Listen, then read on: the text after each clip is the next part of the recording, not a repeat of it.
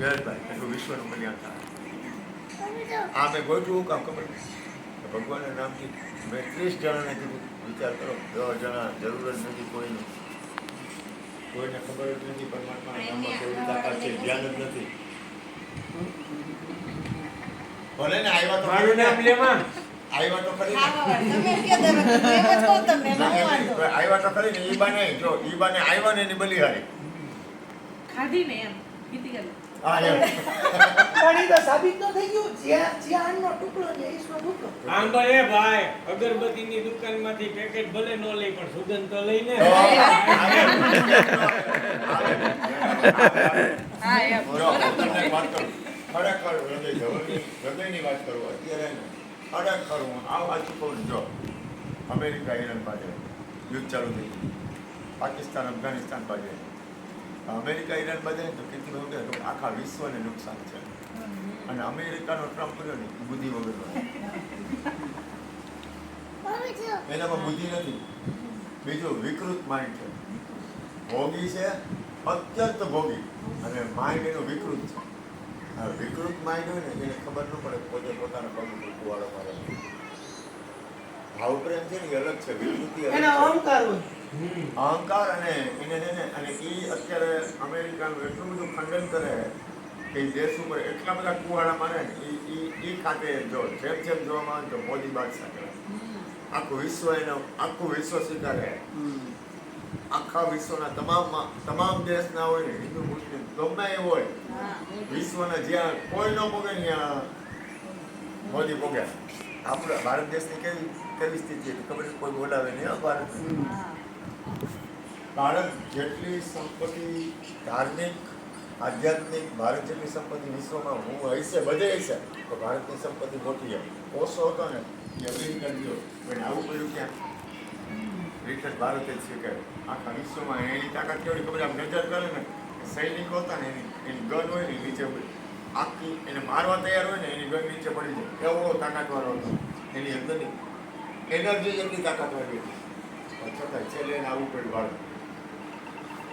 ભારત છે ને આપણને આપણી કિંમત નથી એટલી બહારના દેશના આપણી કિંમત છે. આ લોકો પરમાત્માનું નામ લે છે ને, જોડ્યા કૃષ્ણ નામ, આ તે એમાં કેવડી તાકાત છે ખબર તમને? પરમાત્માના નામની પાછળ નામનો માલિક હોય જ, હાજર હોય. બહારના માણસો અહીંયા આવીને ફોટા પડી જાય. અહીંયા ફોટા નહીં, કેવડી મજા કરે છે, કેવડું સુખ લઈ જાય છે, કેવડું સુખ લઈ જાય છે આપણા પાસેથી. આપણને આપણા ભજનની, સત્સંગની, આપણે પ્રસાદની, કીર્તનની એની આપણને એટલી બધી કિંમત નથી થતી. આપણી પાસે અમૂલ્ય વસ્તુ હોય ને એની આપણને કિંમત નથી. અને આ ઋષિમુનિઓનો દેશ છે. આ બ્રહ્માંડ ને આખું બ્રહ્માંડ એમાં 7 ઋષિ થઈ ગયા. 7 ઋષિને તારા એમ નામ છે. સપ્તર્ષિનો તારો નહીં એ કહેવાય સપ્તર્ષિ. ખબર? તું તો વિજ્ઞાની છો. એ 7 ઋષિ અજર અમર છે. 7 ઋષિ રહ્યા ને એ અજર અમર છે. અને આ આખા બ્રહ્માંડની રચના નહીં ને એ સંત, સાધુ અને ગુરુ અને મહાપુરુષો મને ન પકડતા કે એ સત્પુરુષોના હિસાબે આખું વિશ્વ ટકી ગયું. કારણ કે એ લોકોમાં પોઝિટિવતા છે, નેગેટિવતા નથી. એ વિશ્વનું કલ્યાણ. આ ખાલી વૈજ્ઞાનિક કેવી આ મનોવૈજ્ઞાનિક. હા, એમ આપણે ખાલી અત્યારે અમસ્તી વાત કરી. કહેવાનો મતલબ શું છે કે આખા બ્રહ્માંડની રચના, પકડોમાં કોઈ વસ્તુ પકડવાની નથી. આખા બ્રહ્માંડની રચનામાં મહાપુરુષોની અને આખા વિશ્વનું કલ્યાણ છે. પોતાને એકલું નહીં. જેટલા મહાપુરુષો રહ્યા ને આપણે સૌનું કલ્યાણ બોલી ગયું. ખોટે એક વાર લાગી જાય. એક વાર આ અસ્તિત્વ છે, શક્તિનું અસ્તિત્વ, તમે જેને માનવાનું અસ્તિત્વ કહો એમાં તમારી એકવાર હૃદયની પ્રાર્થના ટચ થઈ ગઈ ને એટલે એ કાર્ય થાય. અને આપણા દેશમાં એવો એક ભાવ જ રહે કે દરેકનું કલ્યાણ થાય, દરેકનું મંગળ. આ બધું આ જમણવાર હું કામ કરું આ કરવા પાછળનો ઉદ્દેશ કોઈ સ્વાર્થ નથી. પરિણામે સ્વાર્થી જો હું તમને કહું જેટલા બેઠા બધા સ્વાર્થી છે, ગેરંટી મારી. આપણે બધા હું સ્વાર્થી છું પણ મૂળમાં શું છે? મૂળમાં વિશ્વ. આપણી મૂળમાં છે ને દરેકનું મંગળ હોવું. આપણી મૂળમાં છે ને દરેકનું કલ્યાણ હોવું. એ ન ચૂકવવું. આજે ધવલ છે તો ભલે ને ધવલને એનો સ્વાર્થ હોય જ, મયુરને એનો સ્વાર્થ હોય જ. આ જીવને સ્વાર્થ કરી સદાય. બરોબર, પણ હવે એમાં હવે સ્વાર્થમાં કલ્યાણ પાછું હોવું જોઈએ. આજે સ્વાર્થ છે તો સ્વાર્થની પાછળ મારું પરિણામ શું છે? પરિણામ છે એ દરેકનું કલ્યાણ હોવું જોઈએ. મોરારી બાપુરિયા કાને એની એ ચહેરો કેવો હતો? કેવડો વાલો લાગે એવો હતો કે નહીં? આમ બાપુ આમ ગઈ દો માણા પરાણે અમુક વસ્તુ તમને વાલી લાગે, એનો આટલો ટાઈમ ભજન નહીં ભગવાન. કેવડું ભજન, જીવન આખું સમર્પણ આખું કરેલું. જીવન પરમાત્માના નામ પાછળ સમર્પિત કરવું, કેવડું એમ, કેવડી આખું વિશ્વ. એનો સંગ હું તમને કહું, કલમ થઈ જાય. હું તમને કહું, આપણા ઘરમાં આપણી ઘરવાળીનો આપણે ન માનતા હોય, આપણી ઘરવાળી આપણું ન માનતી હોય, કદાચ આ ખાલી દાખલો દઉં, અને આ બાજુવાળો આપણું ન માને, આ બાજુવાળો રહ્યો ને કાના એ આપણું માને નહીં, આપણે એને કહીએ કે તું આમ કર એટલે કે મને નુકડાવશે તો કરીશ, નહીં તો નહીં કરું, આખું વિશ્વ માને. મોરારી બાપુને યુનો વાળાને તેડાવવા પડ્યા, યુનોમાં ગરવા જ ન દે, અને ત્યાં તો કમાન્ડો ઉભા હતા. જ્યારે યુનોનું જ્યારે પહેલો દિવસ હતો ને મોરારી બાપુનો, એટલે મોરારી બાપુ કે તમને ચેક કરવા પડશે, તમને અંદર નહીં જાવ. પછી એમ ખ્યાલ આવ્યો કે ના પછી એમ ન કહ્યું નહીં, છૂટે નહીં, કારણ કે ખબર પડી ગઈ આ તો આ સત્તા છે. પરમાત્માની સત્તા ન હોય, એના ધવલની સત્તા હોય, જયેશભાઈની સત્તા હોય, ગીતાની સત્તા હોય, મીરાની સત્તા હોય, આ બાપાની સત્તા હોય, ઘરમાં ભાર્ગવની સત્તા હોય, ભૂપેનભાઈની સત્તા હોય, ગણ્યાના ઘરમાં ગણ્યાની સત્તા હોય, તો આખા વિશ્વનો નાથ કોઈ અસ્તિત્વ શક્તિ છે એની સત્તા છે. હવે એ સત્તા છે ને આખા વિશ્વનું કલ્યાણ કરે છે. હરજીવન બાપા કહેતા કે તમે હે ને જેટલું અળગે એમાંથી બચેલું બચાવી લે, તો બચશે કઈ રીતે? સત્સંગ, ભજન, હરિયમ, કીર્તન, આ સિવાય કઈ કોઈ દરવાજો છે જ નહીં. સંસારના કોઈ પણ વાતાવરણ ને એ છે ને સંસારના વાતાવરણ છે ને એ તો આપણે કાંઈ નહીં કરીને તોય રહે.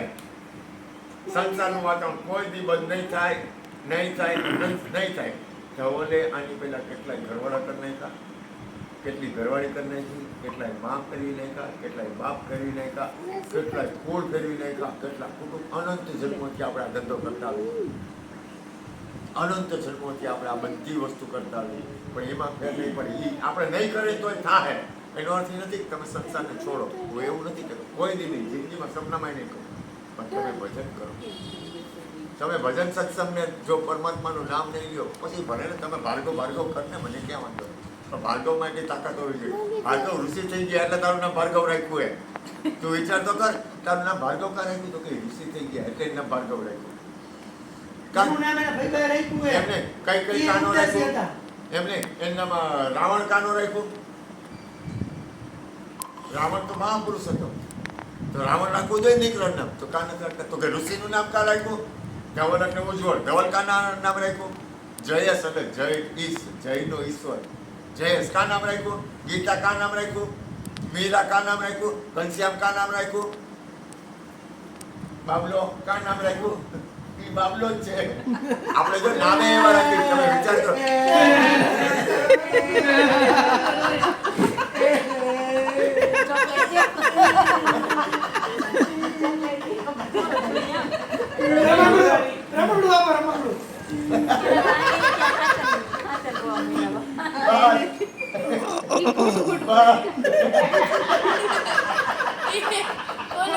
મંડળીમાં કામ કરતા, મંડળીમાં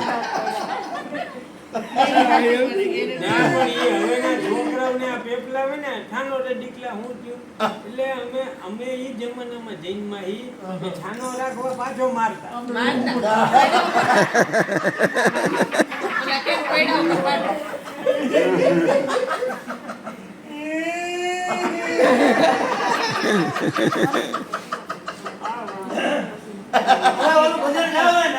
તરગારામાં કામ કરેલું છે ને, તરગારાના નાટક કરતા પેલા નાના બાળક બનવામાં કેવી મજા.